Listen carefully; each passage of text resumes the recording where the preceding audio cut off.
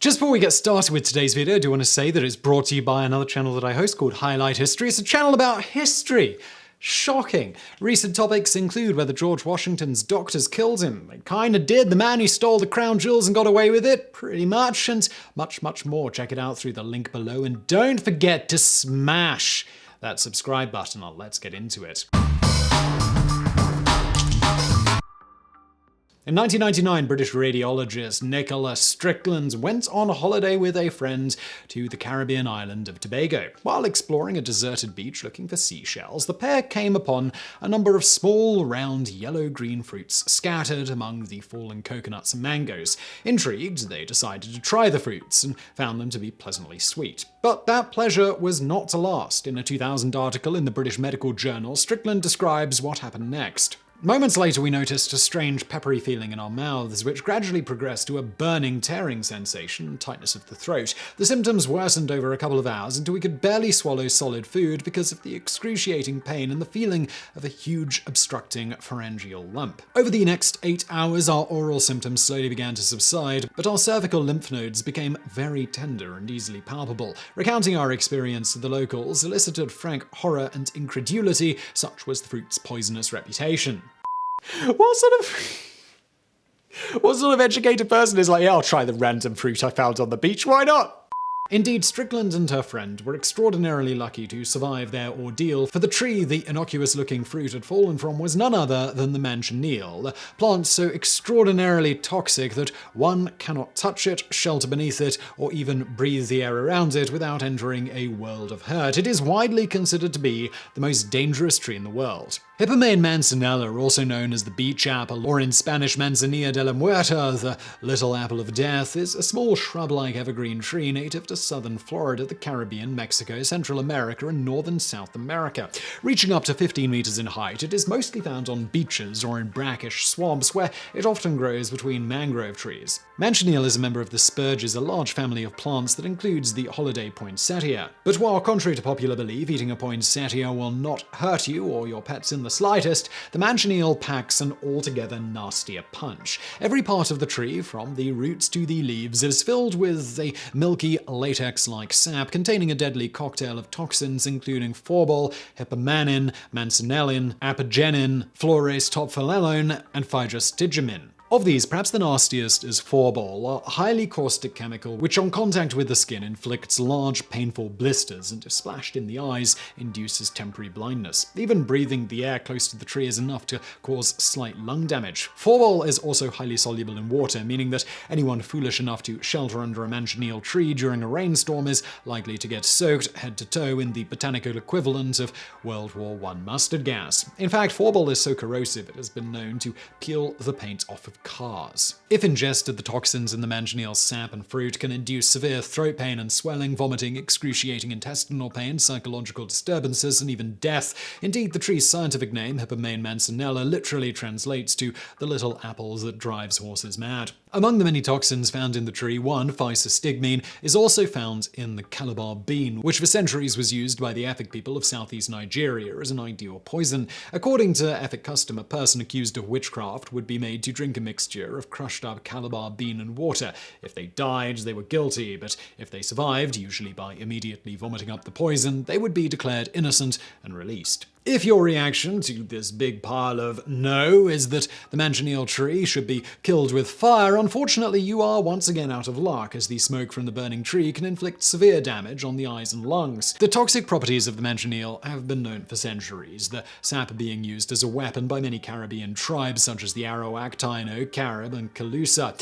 Indeed, it was a Calusa arrow tipped with manchineal sap which reportedly killed Spanish conquistador Juan Ponce de Leon during a skirmish in Florida in 1521.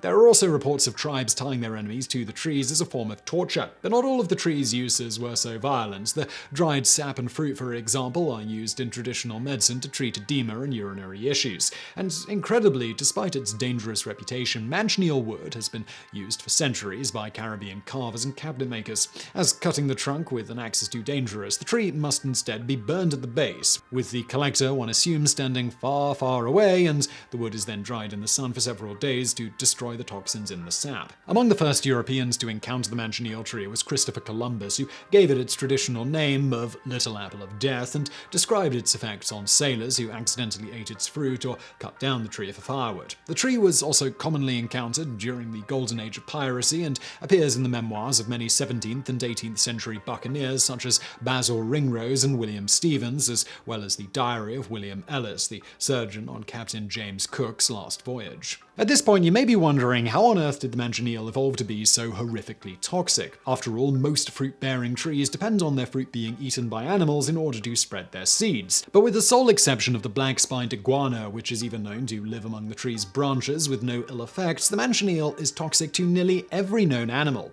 As it turns out, the manchineel has no need of animals, as by virtue of growing near water, its buoyant fruit are easily dispersed by ocean currents in the same manner as coconuts. Thus, the tree's extreme toxicity is likely as it poses no obstacle to its reproduction while ensuring that any potentially destructive animals keep far, far away. Today, the manchineel is an endangered species, but instead of being exterminated like the demon spawn it is, the tree is protected as its roots help to stabilize the soil and protect shorelines from erosion.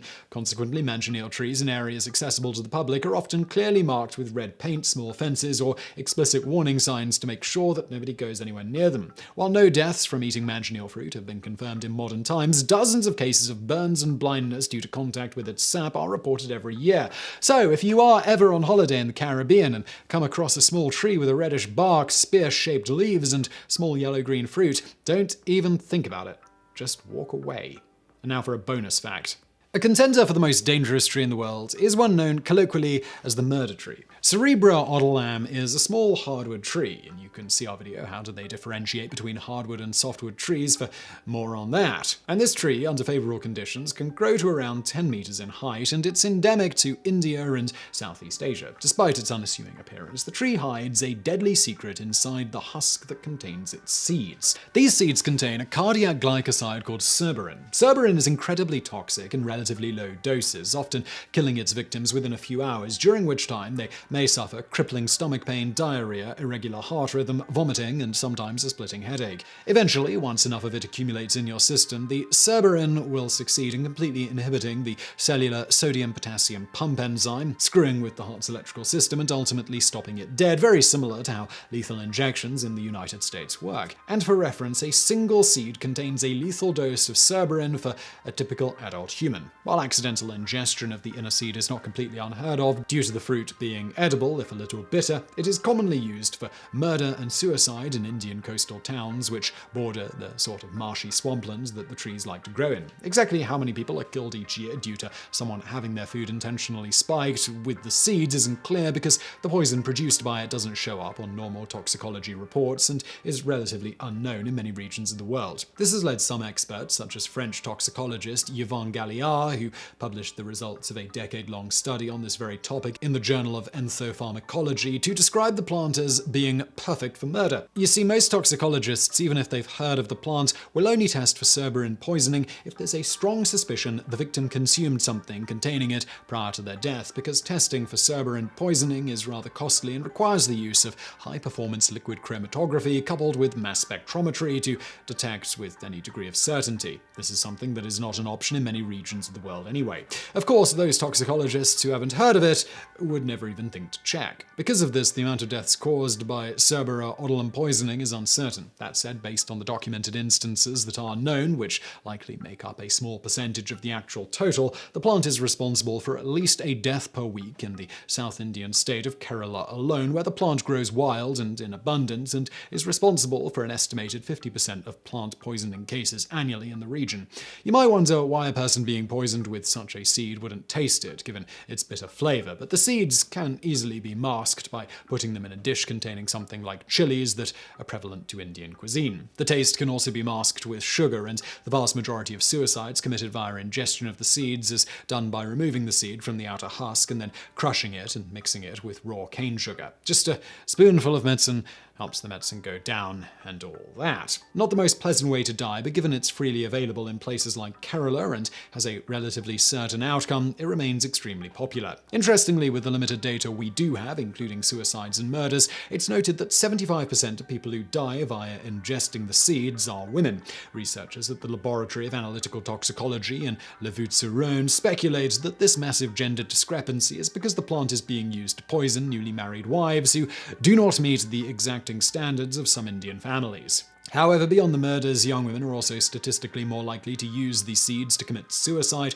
Such was the case in May of 2015 when 4 young girls consumed the seeds as part of a suicide pact after being abused at an athletic training camp. That said, it should be noted that in the Western world, while about 4 men will commit suicide for every 1 woman, nearly 3 times as many women as men will attempt to kill themselves. If the popular method of suicide in the Western world was using something like these seeds, where death is almost certain, it could potentially skew those tragic numbers significantly to be somewhat more in line with the Laboratory of Analytical Toxicology's data for Kerala, India. Whatever the case, the prominent use of this plant in suicides and murders has led to local governments trying to find new uses for this natural resource. Particularly in impoverished areas, if the seeds have marketable uses, it's literally money growing on trees for any of the populace who wants it, making the seeds less readily available as they're harvested en masse, so less death and more money in the local economy. Towards this end, in recent years, the seeds have begun being harvested for use in various products like bioinsecticides and rat poison, among other things. In Kerala, where the plant is responsible for more deaths than anywhere else on Earth, locals can earn a decent living dehusking the plant with their bare hands in various processing yards across the state. We bet lunch at those places is really rather tense. So I really hope you found that video interesting. If you did, please do hit that thumbs up button below, and thank you for watching.